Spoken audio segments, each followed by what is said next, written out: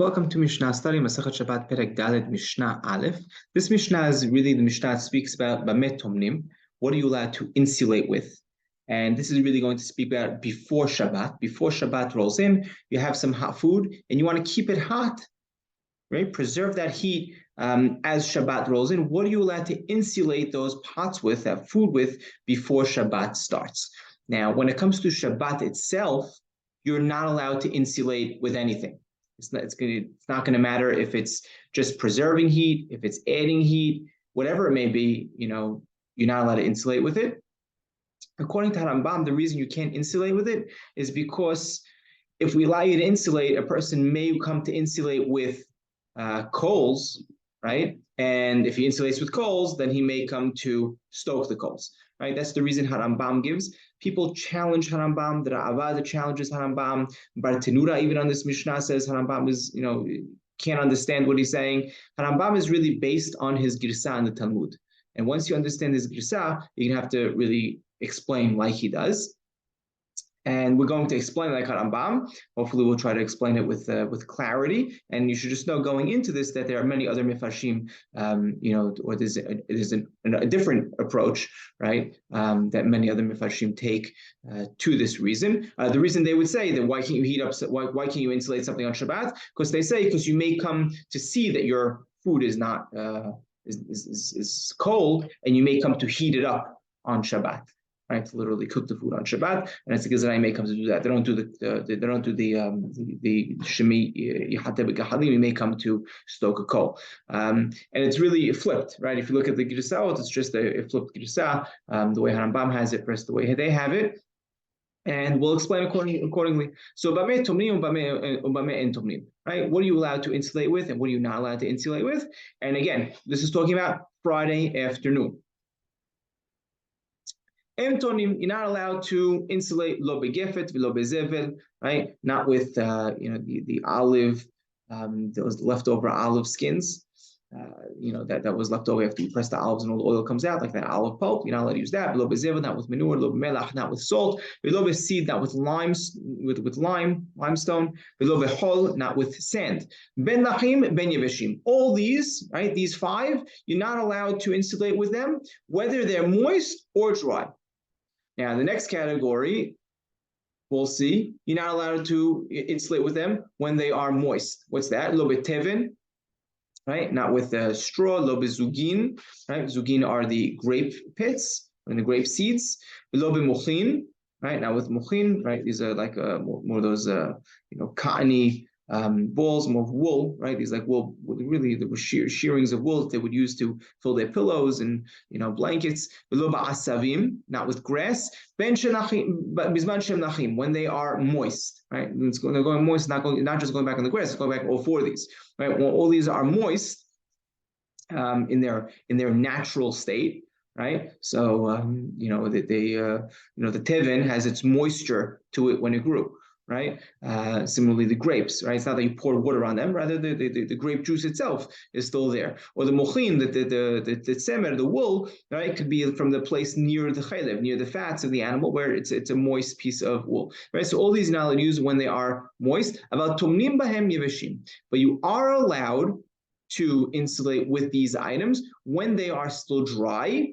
Right. Before Shabbat. Why? Because all of these, when they're dry, they're just going to preserve heat. They're not going to add heat. The first part of the Mishnah that we spoke about that you're not allowed to insulate with on Friday afternoon is because they add heat to the item. But these other things, these four, right, that we mentioned just now, the tevin, zugin, muchin, and asavim, when they are dry, they're only preserving heat. They're not going to add heat to the item. Now, the Mishnah continues, Tomnim, what are you always allowed to be tomen with, to insulate with, whether they're wet or dry? Biksut, clothing, right? You can take a shirt and, cover that pot with your, with a shirt. Perot, right, with produce, fruits. Kanfeona, right, feathers of a dove. Shel pishtan, right, the strands of flax. Soda shel harashim, the sawdust of the harashim. Right, of the carpenters. Rabbi Yehuda does not allow when it comes to really thin sawdust, but when it's coarser sawdust, he would allow that, right? So again, the principle, on Friday afternoon, if it's going to add heat, right? Add heat to that pot that you're insulating, right? Then it's not allowed. If it's not going to add heat, it's only going to preserve heat, then on Friday afternoon, it would be allowed. Now on Shabbat, why would it be asur on Shabbat? Technically, it would be asur, it should be okay on Shabbat. You're not cooking over here. Why would it be asur to insulate a pot, right? Even if it's adding heat, what would be wrong with insulating a pot on Shabbat? So Harambam says over here, the issue is a gezerah, like we mentioned, shemei atmim baremetz. You may come to, insulate it with coals, right? With ashes, and you may be a coal there. And if there's a coal there, you may come to be choteh gehalim, to stoke that coal, and stoking that coal is igniting a flame. Now, I know you're all thinking this is a gezerah l'gzerah. This is a double caution, right? I worry that you may come to. I'm not going to let you insulate because you may come to insulate with coals, and if you insulate with the coals, you may come to stoke that coal, right? It's very far fetched. It's what Chachamim would term as gezerah l'gzerah. And Rambam says, and he gives an important principle when it comes to the laws of gezerah l'gzerah. And he says, yes, you're right. When it comes to any time you have a gezerah l'gzerah, we're not gozer, with two precautions. We don't do a gezerah to a gezerah. But if historically, right, Hachamim created those two gezerot together because they knew the first one wouldn't uphold without the second, and historically they made that gezerah on the same day, then it's called kula hada gezerata. It's all one gezerah, and it would hold, right? And this is not considered a gezerah l'gzerah because historically they made it on that same day, so they both uphold. Now, Harambam asks another question, and that is, okay, you're telling me that I'm not allowed to insulate with these things, right? Even on Friday, right? If it's going to add heat, I'm not allowed to insulate on these things on Friday, Erev Shabbat. Now, if you had food in general that wasn't fully cooked, we said you're allowed to leave it on the flame and be mashed and let it, continue cooking, into Shabbat itself. So why can't I insulate? Right? You understand the question? If I'm allowed to leave food on a flame, right? If it's not cooked at all, right? We said if you had a piece of raw meat, you put it on right before Shabbat, you don't intend eating it that night, you're allowed to leave it on until the next day and leave it on the flame.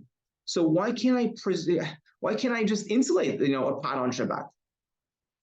And that is what's the issue over here. This is a gezerah shemei atmim bedavar hamosif me'erev Shabbat, which I may come to be tomen, to insulate, right, in something that's going to add more heat, right, before Shabbat. And what's the issue? If I'm insulating in something that's adding more heat before Shabbat, the pot may first boil over. You know that first boiling of the pot when it just, it pushes the cover off and all the bubbles come out, right? That first time it happens.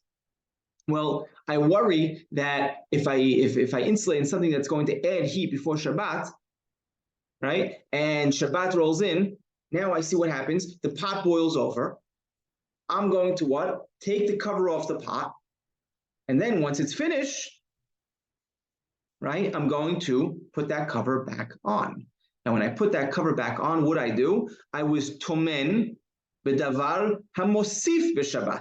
I ended up going and insulating with something that was, that was adding heat, and I'm doing so on Shabbat, and that we said is not allowed, right? As we mentioned earlier, that is not allowed.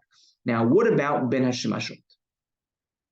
Okay, now I understand. So pre-Shabbat, I'm not allowed to insulate with, something that's going to add heat. Only something that's going to preserve, right? If it's not adding heat, it's just to preserve heat. I'm going to do that before Shabbat. On Shabbat itself, I'm not allowed to do anything, right? The only thing I'm allowed to insulate is something cold, right? I'm not allowed to insulate anything on Shabbat.